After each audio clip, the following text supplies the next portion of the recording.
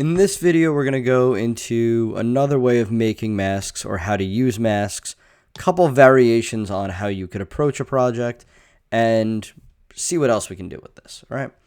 To get started, we're going to open up the number 3 rhinos as well as number 3 grass. So open up both of those guys. These are both PSDs I gave you. Let's drag the grass into the rhinos file. And in this case, you could do either one. You could drag the rhinos into the grass out of the rhinos. In this particular instance, just let's keep in mind which one you've done. I'm going to unlock my background. And I'm going to name it rhinos. And then grass is called grass. All right. The reason I brought in the grass, you could probably guess, is that I want to make it look like they've got a little bit more of a nice spot going on. Now, a couple different ways we could work with this mask. I'll hit D, get back to my black and white. There's so many different ways you can go about making masks. So, first one I'll talk about is what I like to do is make selections. I like to make the best selection I can make and then apply the mask. Now, the question is, do I hide, say, the things around the rhinos and show the grass? Do I make the rhinos the part of the grass that I'm cutting out? There's a lot of different ways to think about this. You just got to kind of figure out what works for you and kind of your brain. I'm going to do it in this way. I'm going to put the grass behind the rhinos. And again, you don't have to do it this way. And I'm going to then mask out areas of the rhinos. The next thing that comes up at this point is, how do you want to make selections? At this stage, you can make selections in a lot of different ways that you would like to. I'm going to introduce a way that you may not be familiar with, and that's going to be through the pen tool.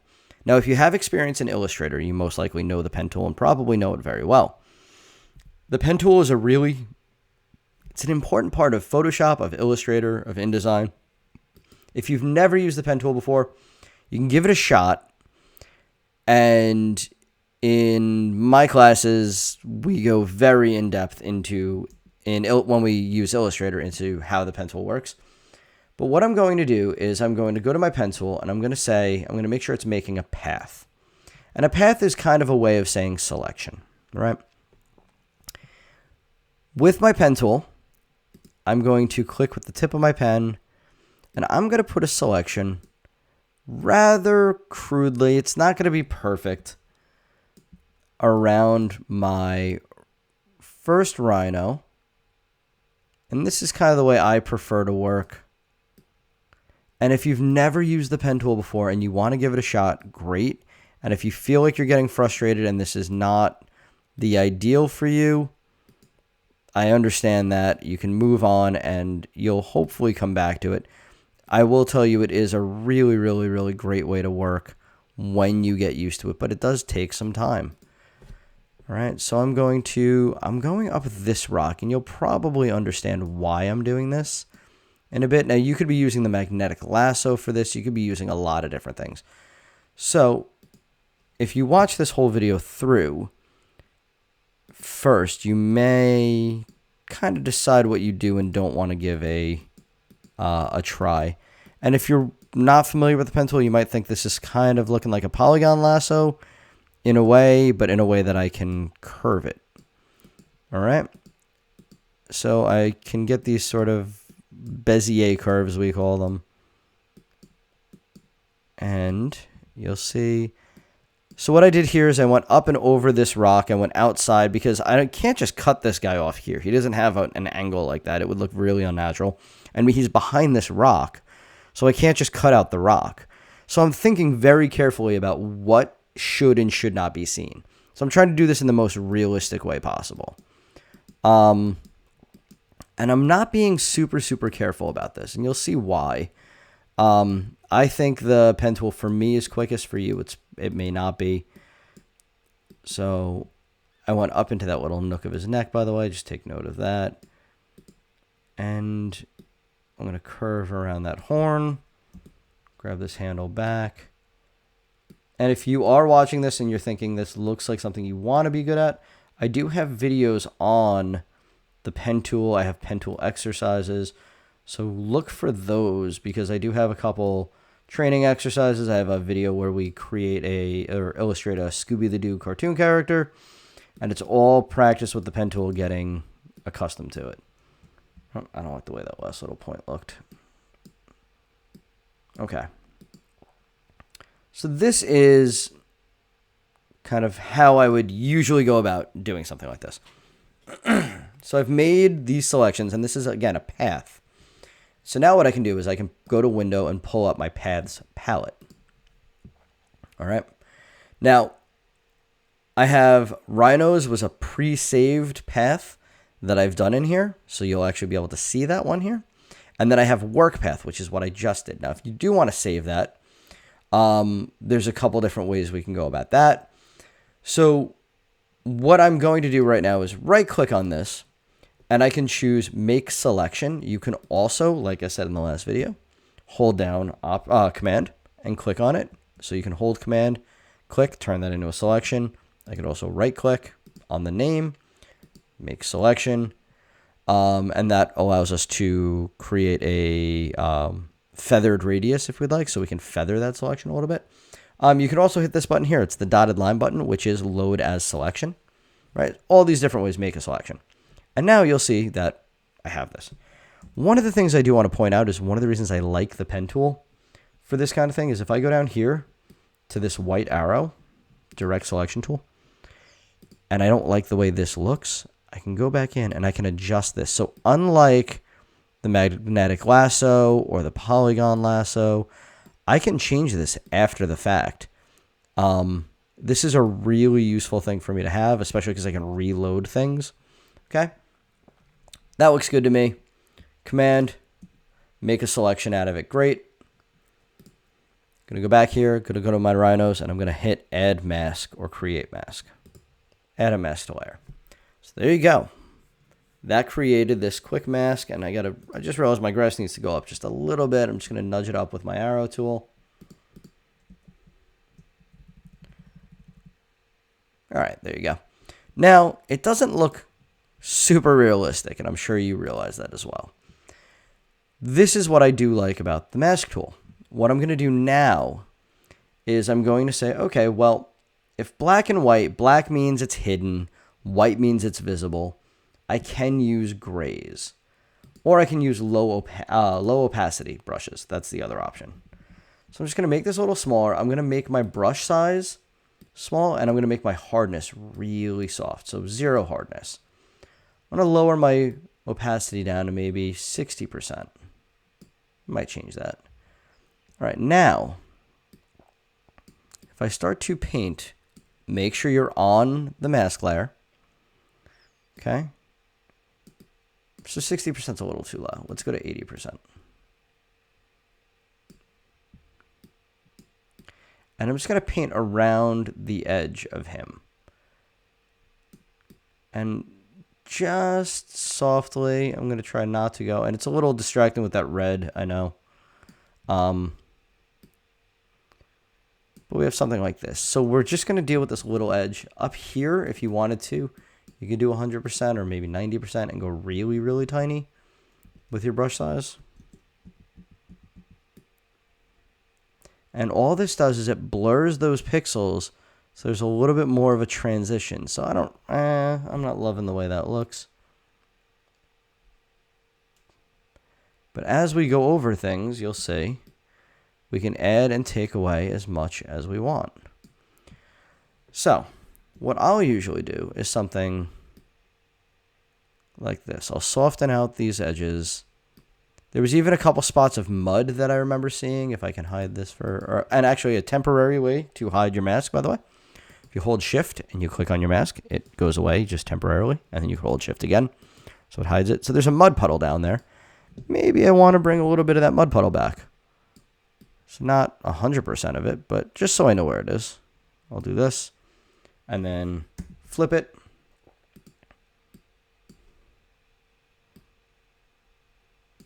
And let a little bit of the mud be seen through it.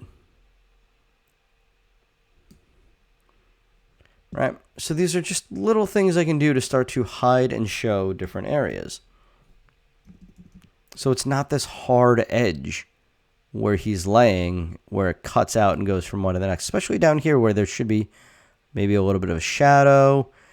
And you know what? Maybe where they're laying in the grass, this is kind of like an area that's gotten worn down a bunch. And so it's not as full of grass. Because what the line behind him actually isn't too bad. Right, so I'm just going to fade out a little bit of that grass. Now, because this is a brush tool, you can actually get away with using different types of brushes for this as well. So an example of that would be if I go into my brushes, I have different type. I have dry brushes, I have wet brushes, dry media brushes. So there's a few different things you can do in here. And there's also a ton of brushes you can download. Now, I'm a big fan of using some of the old ones from Photoshop. So if I click on this little gear wheel up here and go to legacy brushes, these are the old brushes that used to be here. Now it's going to say it's going to restore them. So here's my old set of legacy brushes. And there were some, I'm just going to double check.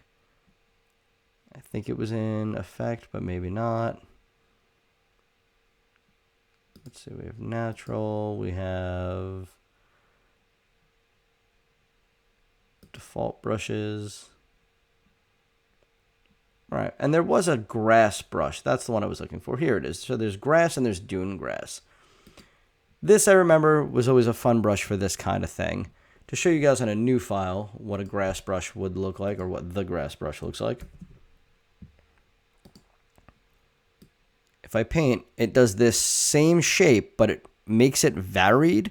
And I'll probably do a lesson on these sort of randomized brushes at some point. But it keeps changing the color slightly, or the hue.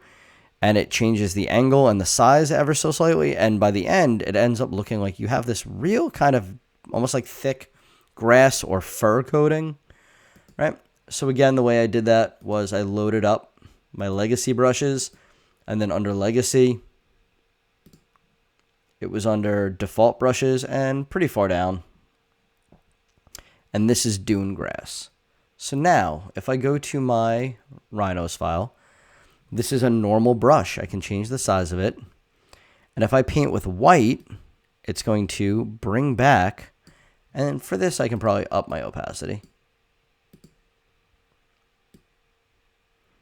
So I can get a little bit of grass just by scribbling in some of these areas, a little bit of grass in front of them.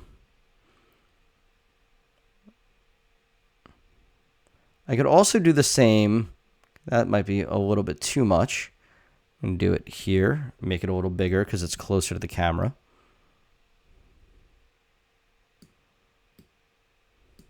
Okay. All right, and you'll see that as it comes up black and white, because it's doing that variation, it's making some things hidden and some shown. So that's the dune grass. Let's try the other one now so it's not all looking the same. So the regular grass, again, let's go a little smaller. And once you have something like that, that'll really start to hopefully add some reality to it. And you can also do this in other spots to lighten up the grass in different areas. This one looks a little kind of too clean cut, too cheesy. The dune grass one, though, I do like a bit more. It's a little too big. Grass back here would be really small because it's way out in the background. But you could start to let some of the other color through. And then up here, all right, and then again, at the very end, you can go in and say, okay, there's definitely some spots that it shouldn't be in front of his face. Let me lower the opacity down. And remember to swap your color. All right. And that gives you something that looks, again, a little bit more interesting, maybe a bit more realistic than just cutting it out and dropping it on to another spot. All right, so trying to get that texture, that depth a little bit. So experiment with brushes, experiment with masking. And again, you don't have to select them with the pen tool. You can select them with, using the magnetic lasso maybe. I wouldn't use too many of the color-based tools because the rocks and the rhinos are pretty similar in color. That might be a little challenging. All right, so I want you to try to get these guys a little into a slightly nicer, happier looking background, as in giving them a little bit of, grass field or something like that. I don't know. That just looks like a happier image to me for some reason. All right, so give that a shot and let's see what you come up with.